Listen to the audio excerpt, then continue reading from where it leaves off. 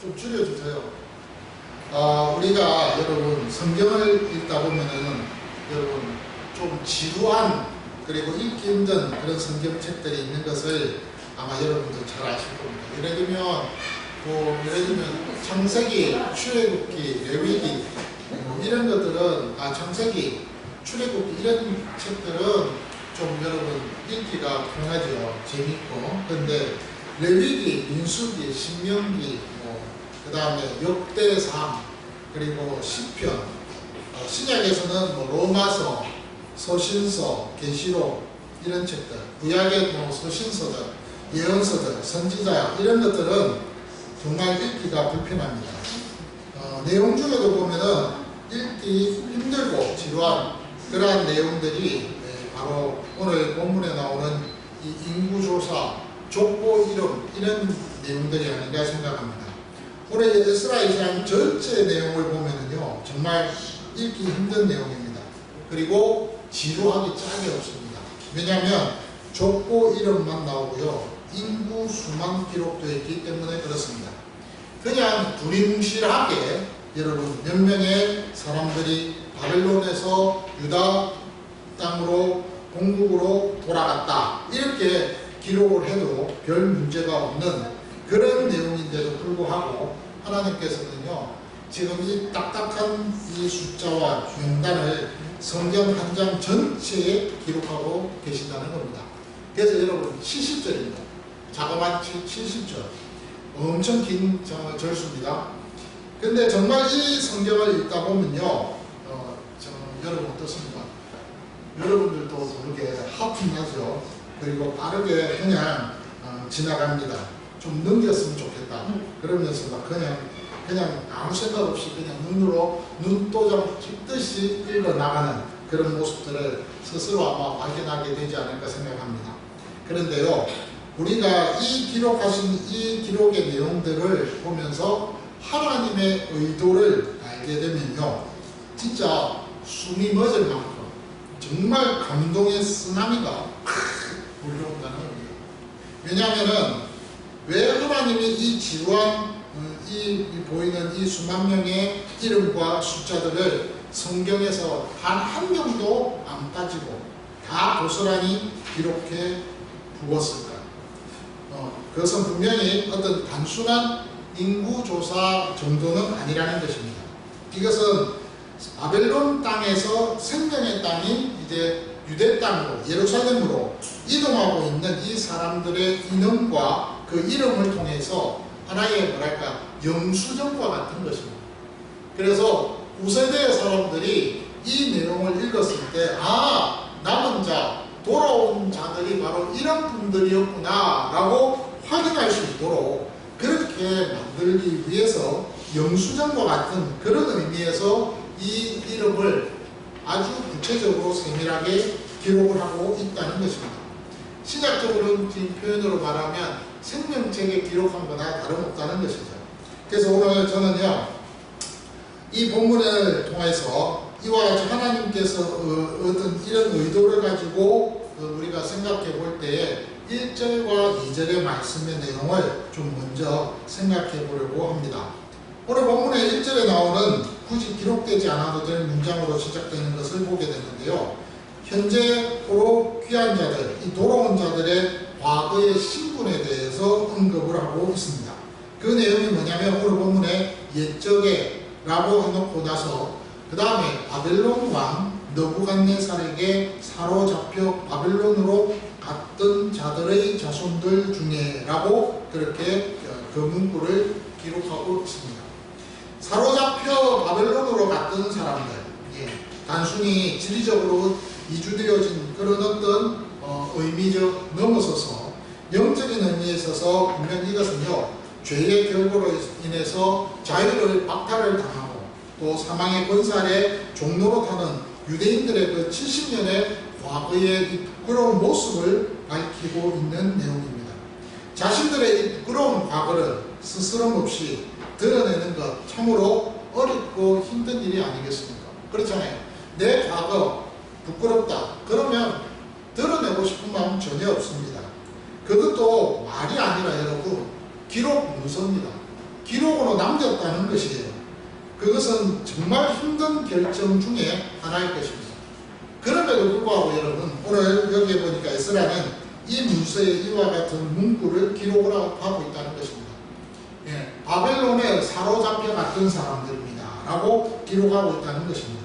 왜냐하면 신명기 28장에 기록되어진 그 하나님의 경고와 심판, 그리고 언약의 그 성취를 다시 한번 되새기기 위해서 이 기록을 일부러 하고 있다는 것입니다.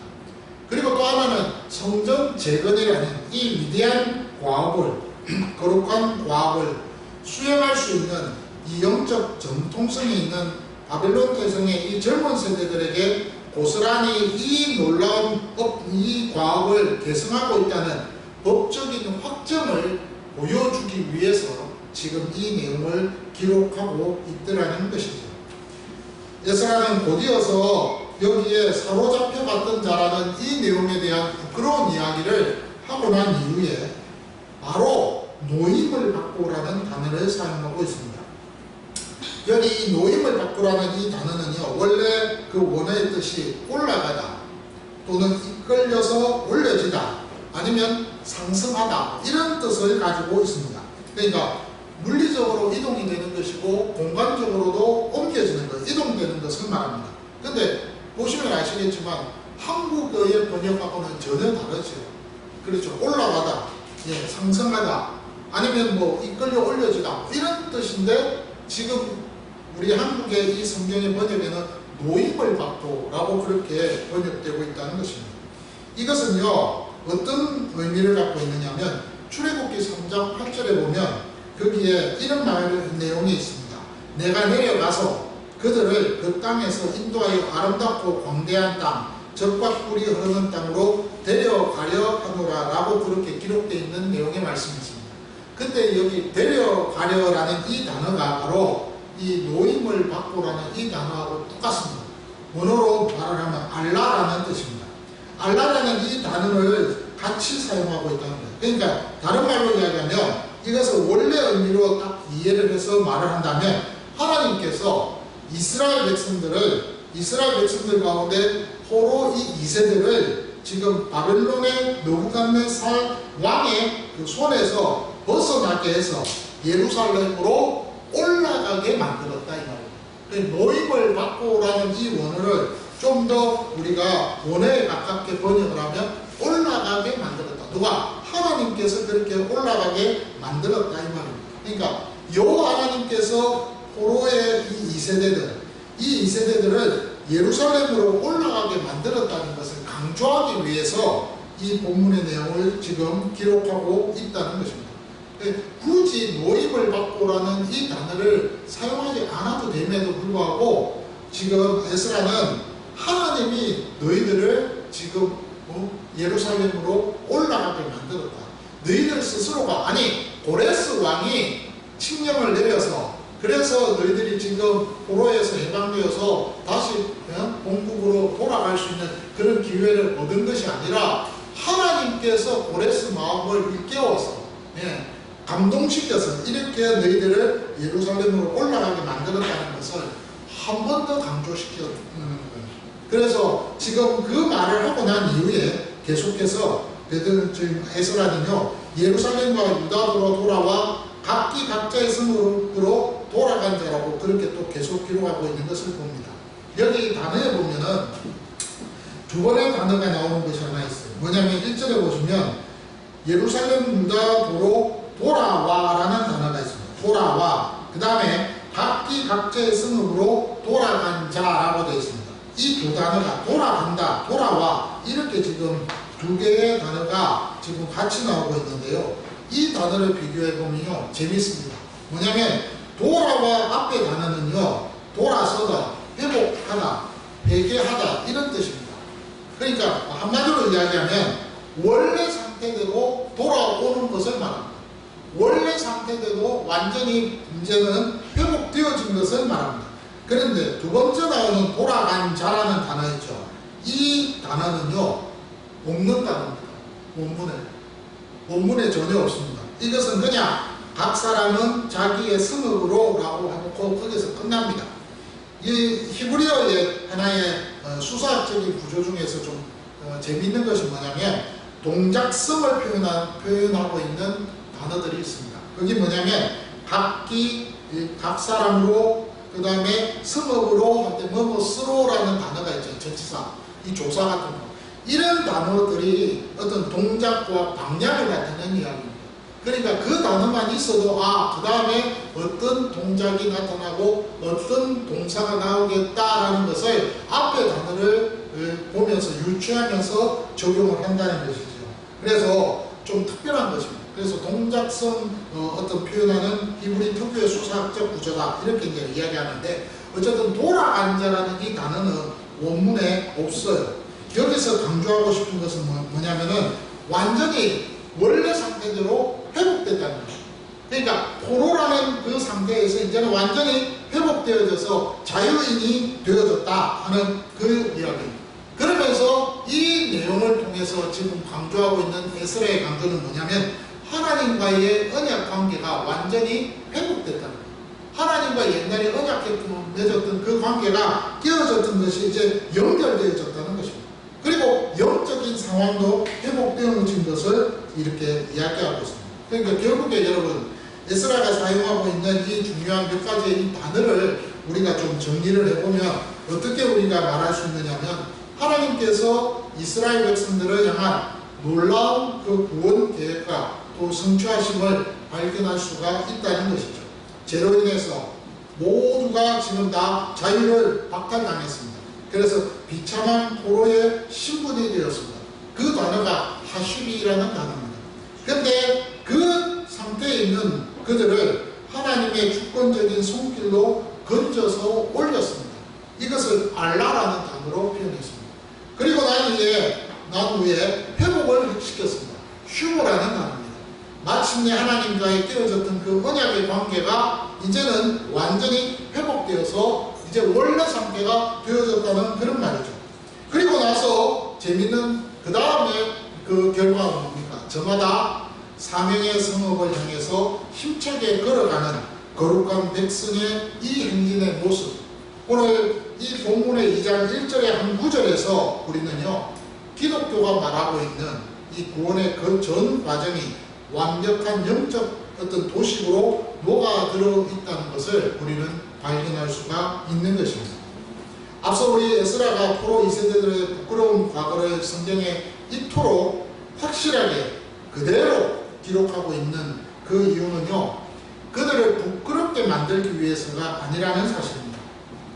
오히려 우리는 이토록 철저히 무너졌던 죄인이라는 것을 드러내는 것과 동시에, 그러면서 동시에 하나님의 신실하신 언약은 마침내 우리를 포기하지 않으셨다 하는 그 사실을, 그 증거를 보여주기 위해서라는 것이죠.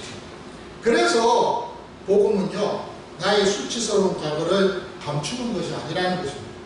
죄로 가득했던 나의 옛사람이 이 그리스도 십자가 아래에서 어떻게 영광스럽게 용서를 받았는지를 당당히 선포하는 능력이 바로 이 복음이 되는 것입니다.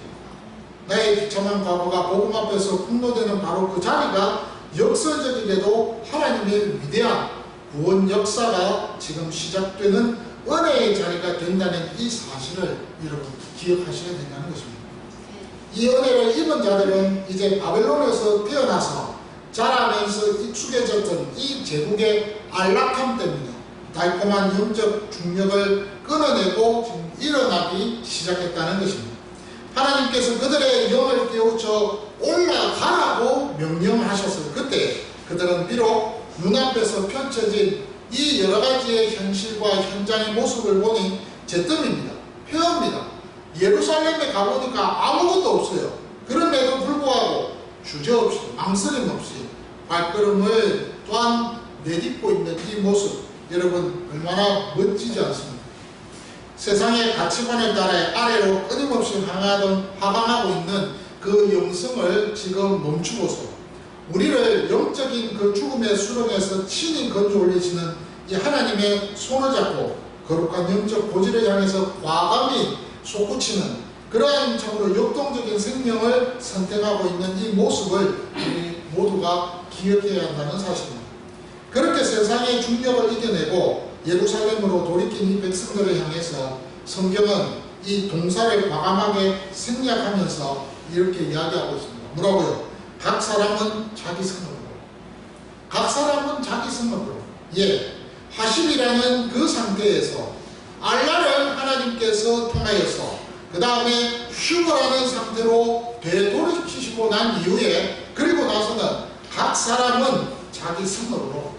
너무나 짧고 선포적인 이 외침은요, 오늘날 예배 자리에 있는 은혜를 받고 다시 세상으로 나아가는 우리를 향한 주님의 파송의 명령과도 같다는 것입니다. 우리가 하나님 앞에서 은혜를 받은과 동시에 그 받음을 통해서 우리가 이제 파송되어졌을 때 세상으로 나아가는 그 세상 속에서 우리가 감당해야 할 사명이 있더라는 것이죠. 그리고 세상 속에서 방황하고 있던 우리를 향해서 지금 뭐라고 이야기합니다. 이제 내 가정으로, 이제 내 직장으로, 이제 네가 살아가는 이 치열한 삶의 성읍으로 돌아가라고 지금 말씀하고 계시는 것입니다. 이방인처럼 끄달던 우리에게 하늘의 그 신분과 상속자 유업을 되찾아 주시면서 우리에게 하시는 말씀입니다. 이 황폐해진 이 구체적인 우리의 일상 속에서 하나님의 공의와 또 하나님의 그 통치가 임하는 생명의 영토를 재건하라는 이 거룩한 사명을 지금 하나님께서는 우리에게 맡겨주고 계신다는 사실입니다. 이렇게 하나님이 이 1절을 통하여서 우리에게 말씀하시고 난 이후에 2절부터 참으로 새로운 이상한 내용의 말씀을 또 우리에게 보여주고 계십니다. 이것은 정말 위대한 사역을 앞두고 있는 감당해야 할 그 핵심적인 지도자들의 명단입니다. 이름입니다. 그 지도자들의 이름을 소개하면서 이 소개 속에서 놀라운 영적 메시지를 우리는 발견하게 되어집니다. 오늘 본문의 2절에 보면 11명의 이름이 나옵니다. 보면 여러분들도 함께 읽었지만 발음이 이렇게 쉽게 되는 이름도 있지만 발음이 어려운 발음도 있지 않습니까? 저도 그래요. 그렇게 쉬운 단어는 그 발음은 아닌 것 같아요. 그 11명의 이름들 여러분 보시면요, 동일한 명단을 기록하고 있는 이 내용이 느헤미야 7장 7절에 있습니다. 거기에 이름에는요 12명이 나옵니다. 그 12명의 이름 중에서 오늘 에스라 2장 2절에 나오는 이름이 한 사람이 빠졌는데 그 사람의 이름이 나하만이라는 사람입니다. 그 나하만이라는 그 사람의 이름을 제외한 11명의 이름이 지금 오늘 에스라 2장 2절에 기록되고 있는 것을 봅니다. 물론 여러분 느헤미야 거기 7장 7절에 나오는 이름하고 동일한데요, 굳이 이것을 우리가 좀 의미를 찾자면 12명을 맞추지를 못했어요. 왜 에스라가 12명을 맞추지 못했을까? 그 이유가 뭘까? 찾아보니까 명확한 어떤 해석은 없습니다. 근데 중요한 것은 항상 12이랑 10이라는 그 숫자를 언제나 유대인들은 좋아하고 또 맞추기를 원한다는 것입니다. 그럼에도 불구하고 에스라가 11명의 이 지도자들의 이름을 지금 기록을 하고 있는 것을 보는데요, 그 가운데에서 재밌는 이름들이 쭉 나옵니다. 그 가운데 제일 먼저 나오는 이름이 바로 스룹바벨이라는 이름입니다. 이 스룹바벨이라는 이 이름에 대해서 여러분 잘 아실 것입니다. 바벨론에서 태어난 자라는 뜻이죠. 히브리식 이름입니다. 근데 이 바벨론에서 태어난 이 스룹바벨, 포로제에서 출생해서 그래서 살아가는 이 사람, 확실하게 이 사람에 대해서 어떤 사람이냐라고 우리가 추적해보면 역대상 3장 17절과 또 19절에 있는 말씀, 그리고 학개서 1장 1절과 14절에 보면은 역대의 모든 그 내용에 이 스룹바벨이 느부갓네살의 폐기되었던 여호야긴 왕의 손자이자 다윗 왕가의 직계 후손이라는 것을 우리는 알 수가 있습니다. 그러니까 왕족이라는 것이죠. 페르시아 제국이 임명한 유다의 합법적인 총독이기도 하지만 유다의 왕족이었다는 것입니다. 그 바로 뒤에 이어서 지금 또 한 사람의 이름이 나오는데 그 사람의 이름이 바로 예수아라는 이름입니다. 아마 여러분 예수아라는 이 이름에 대해서는 아마 귀에 익으실 거예요. 뜻이 뭡니까? 여호와는 구원이시다라는 뜻입니다. 이 예수아라는 이 인물은요, 사실 제사장의 자손 중에 한 사람입니다. 이 사람은 대제사장 세레야의 손자이자 요사닥의 아들인 예수아입니다. 역대상 6장에 보면 14절에서 15절, 또 에스라 3장 2절, 학계 1장 1절에 보면 나옵니다. 자, 여러분 잘 생각하셔야 됩니다. 우리가 사람이 태어나서 한 살이 되어서 죽는 나이가 보통 몇 살입니까? 옛날에는 짧아야 우리나라 같은 경우는 60살, 그죠? 50살. 근데 근동 지역에는 몇 살까지 살았을까요? 거의 우리하고 비슷합니다. 근데 좀 잘 먹고 잘 살고 윤택하면 오래 살겠죠. 그래서 우리가 한 세대를 몇 년으로 살죠? 한 세대를 30년. 30년 세대가 한 세대입니다. 그런데 오늘 본문에 나오는 이 예수아라는 인물이 세레야의 손자이자 요사닥의 아들입니다. 그러니까 바빌론 70년이면 몇 세대입니까? 두 세대하고 조금 지났습니다. 그러니까 세레야의 손자 요사닥은 포로로 잡혀왔고 그 아들이 여기서 태어나서 또한 제사장의 자손이 되었다. 예수아입니다. 그러니까 시간적으로 보면 맞는 거예요. 그리고 또한 주석가들에 의해서 우리가 살펴보면 재밌는 것은 뭐냐면 이 예수아라는 이 이름 자체가 여호와는 구원이시다 라고 했을 때 죄에서 구원하실 그 예수 그리스도를 모형하고 있다라고 그렇게 밝히고 있지 않습니까? 어쨌든 많은 성경학자들은요 이 내용들을 통해서 이야기하고 있는 것이 뭐냐면 정치적으로 지도자였던 스룹바벨, 그리고 제사장 가문이었던 이 대표하고 있는 종교 지도자였던 예수아, 이 두 사람이 이 명단에 지금 제일 선두에 나오고 있다는 것입니다. 거기에 주목하라는 것이죠. 그러니까 왕족과 정치적인 왕족과 종교적으로 또 이렇게 제사장, 이 두 사람이 선두에 나와 있습니다. 이것을 통해서 하나님께서 앞으로 왕이시면서 제사장이신 이 예수 그리스도의 완벽한 통치 아래서 세워질 하나님의 그 나라를 예표적으로 지금 보여주고 계신다고 해도 우리가 틀린 말은 아닐 것입니다. 계속해서 여기 보니까 스룹바벨 예수와 뒤에 이름 나오는 것이 흥미로운 이름들이 나옵니다. 그 이름이 뭐냐면 느헤미야라는 이름입니다. 그리고 우리가 잘 아는 모르드게라는 인물도 나옵니다. 근데 공교롭게도 이 두 사람의 인물을 조사를 해보면 연대적으로 보면은 이 두 사람이 느헤미야 모르드게 동명이인입니다. 그러니까 에스더의 오빠였던 모르드게가 아니고요. 또한 성전을 건축했던 느헤미야가 아니라는 것입니다. 연대적으로 그렇습니다. 그런데 어쨌든 이 느헤미야와 에스더 이 두 사람의 이름을 통해서 지금 무슨 이야기를 하고 있느냐? 바로 하나님께서 바벨론의 사람으로서 그렇게 모든 것들을 배웠고 그 모습은 유대인이고 속은 바벨론의 그런 마음을 갖고 있는 사람들이라 할지라도 이들을 통하여서 하나님께서 당신의 일을 확실하게 이끌어 나가신다는 겁니다.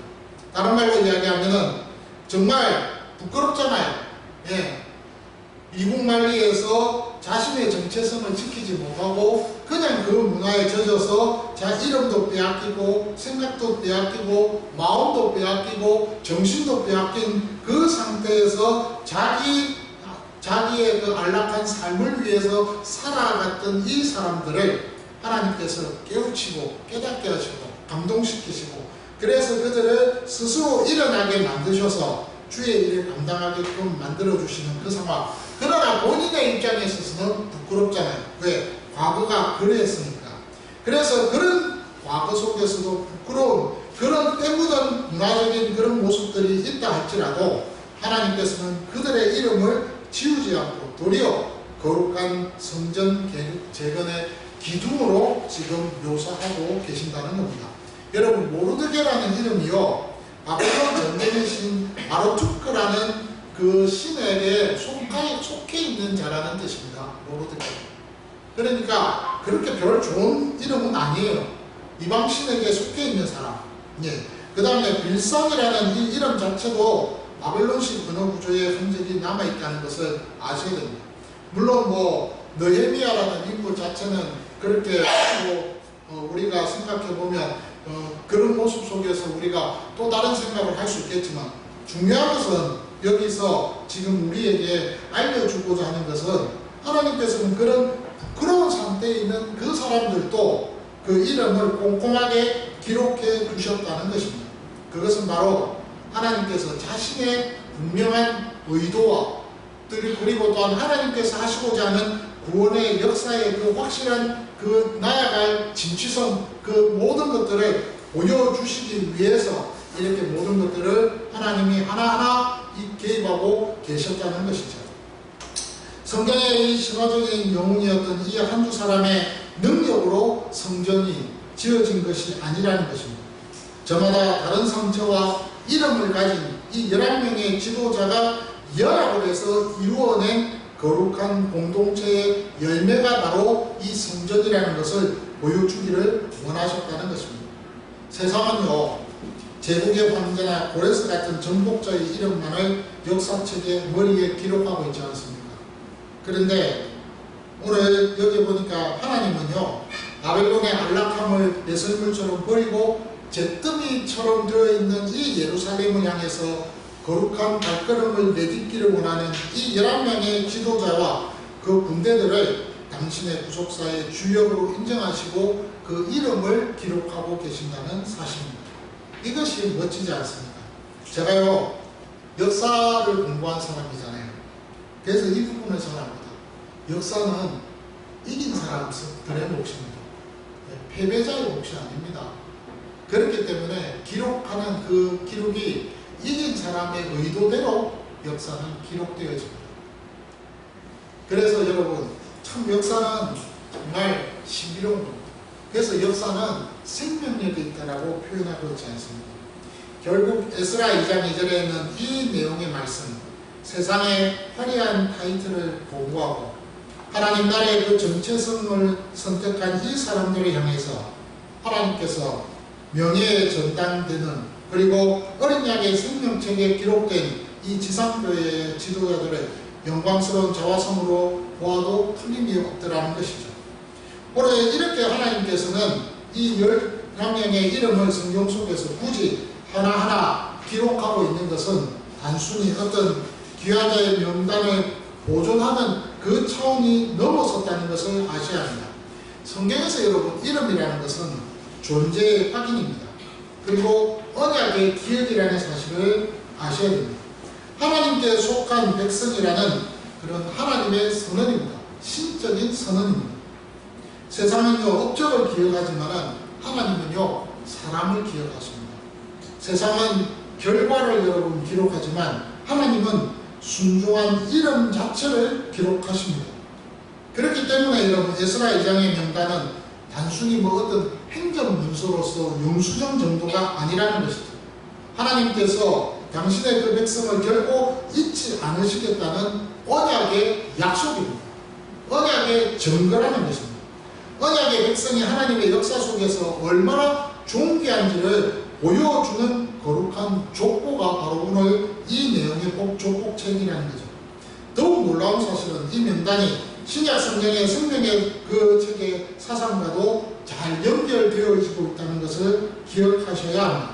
누가복음 10장 20절의 말씀을 보니까 예수님께서 하시는 말씀이 너희 이름이 하늘에 기록된 것으로 기뻐하라는 말씀을 하십니다. 그리고 계시록 20장 12절과 15절, 21장과 27절에 보면 사도 요한이 마지막 때, 그때 심판 때에 생명책에 기록된 이 자들이 새 예루살렘에 들어간다라고 그렇게 증언하고 있는 것을 보게 됩니다. 오늘 에스라 2장의 명단은 단순히 바벨론에서 예루살렘으로 돌아온 이 사람들의 출석부 정도가 아닙니다. 장차 새 예루살렘을 향하여서 돌아갈 하나님의 백성을 미리 보여주는 그림자라는 사실을 여러분 아셔야 한다는 것입니다. 다시 말해서 성전의 이 재건에 참여한 이들의 이 이름은요, 궁극적으로 하나님 나라 건설에 참여하는 모든 성도의 이름을 예표하고 있는 것입니다. 그러니까 여러분, 이처럼 하나님께서는요, 언제나 역사보다 사람을 먼저 세우십니다. 그리고 건물보다 공동체를 먼저 세워주셨을 뿐만 아니라 성전보다 성전이 될 그 백성을 먼저 준비해 놓으셨다는 사실입니다. 그러므로 에스라 2장 2절에 나오는 이 가장 중요한 이 위대한 이 지도자 11명뿐만 아니라 하나님께서 언약으로 기억하고 계시는 이 언약을 이어갈 이 사람들을 친히 선택하여 불러내시고 계신다는 것입니다. 그래서 여러분들 우리가 불려서 나왔잖아요. 이것이 바로 귀한 공동체가 존재하고 있는 이유라는 것입니다. 그 이후에 성전 재건과 신앙 회복의 모든 역사가 여기서부터 시작되고 있는 것입니다. 이 말씀은 분명 오늘날 우리 교회가 지향하고 있는 우리 교회의 가정교회 모습과도 깊이 연결되고 있는 것을 여러분 아셔야 합니다. 에스라 2장에 기록된 이 공동체 서로 다른 가문입니다. 배경이 다릅니다. 나이도 다르지요. 직군도 다릅니다. 모든 것들이 다른 데에 있어서 모든 것들이 다 달라요. 그렇지만 여러분 하나님께서는 그들을 각각 흩어진 그 개인으로 부르지 않으셨어요. 그냥 모두를 하나님의 언약 공동체로 그냥 모두를 일괄적으로 불러주셨습니다. 그리고는 부르시고 난 이후에 또한 그들의 그 이름을 따로 기록하지 않으셨습니다. 목적은 하나입니다. 사명도 하나입니다. 무너진 성전을 다시 세우는 그 일 때문에 그냥 모두를 다 부르셨습니다. 그리고 하나의 언약 공동체로 세워주셨다는 사실입니다. 그렇기 때문에 여러분 오늘날 우리 교회가 역시 마찬가지입니다. 하나님께서는요 우리를 단순히 같은 예배당에 모인 신앙인이 아니라 그리스도의 생명을 함께 나누는 한 가족으로 부르셨음을 여러분 기억하셔야 합니다. 가족은 서로의 이름을 압니다. 그렇죠? 가족은 서로의 이름을 알아요. 서로의 아픔도 같이 품고 있습니다. 그리고 서로를 위해서 가족은 기도합니다. 그리고 함께 울고 또 함께 웃는 공동체가 바로 가족입니다. 그러므로 교회는 인명의 공중이 모여서 그냥 함께 예배하는 종교 집단이 아니라는 것입니다. 하나님 아버지를 한 분으로 모신 영적인 가족인 것을 기억하셔야 합니다. 우리의 목장은요 바로 이 가족됨을 가장 구체적으로 살아내는 삶의 현장이 목장입니다. 에스라 2장의 이 명단을 한번 보십시오. 하나님께 기억된 사람들의 이름이라고 한다면 여러분 오늘 우리의 목장 명단 역시 하나님께서 사랑으로 바라보시는 생명의 명단이라는 이 사실을 여러분 알고 계십니까? 하나님은 목장 식구 한 사람 한 사람에 대해서 이름을 알고 계시며 그들의 눈물과 기도 그리고 헌신과 섬김을 하나도 잊지 않으신다는 사실입니다. 그러므로 우리는 목장 안에서 어느 누구도 소외되어서는 안 됩니다. 누구도 어느 누구도 인명의 신앙인으로서 남아있어서도 안 된다는 거예요. 모두가 다 똑같아야 된다는 것입니다. 하나님께서 한 사람의 이름을 기억하시는 것처럼 우리 역시 한 사람의 그 영혼을 우리가 끝까지 기억하고 품고 사랑하는 공동체가 되어야 한다는 사실입니다. 오늘 성도 여러분, 에스라 2장의 이름들은요 단순히 어떤 과거의 족보, 이름 그 정도가 아닙니다. 오늘 우리 충만한 교회, 우리 교회의 이름의 모두의 이름입니다. 하나님께서는 지금도 우리의 이름을 생명책에 기록하셨습니다. 그리고 기록한 그 이름을 지우지 않으셨습니다. 우리를 그리스도의 몸된 이 공동체 한 지체로 세워나가고 계시는 것을 아십니까? 우리 안에 생명이 있기에 그리스도의 생명이 있기 때문에 이 일이 계속 진행되어 가고 있다는 사실입니다. 그러므로 우리는 서로 경쟁자가 아닙니다. 가족입니다. 우리는 함께 성전을 세워나가는 동력자입니다. 하나님께서는 정말 그 모든 것들을 아름답게 기억하십니다. 우리의 이름을 기억하시고 우리를 위해서 기도하시고요. 또 서로를 세워주는 그런 가정교회가 되기를 원하고 계신다는 사실입니다. 오늘 이 말씀이 바로 그런 의도에서 나온 말씀입니다. 이 구구절절의 이름과 족보와 인원을 기록하고 있는 이유는 바로 그런 이유 때문에 그렇다는 것이죠.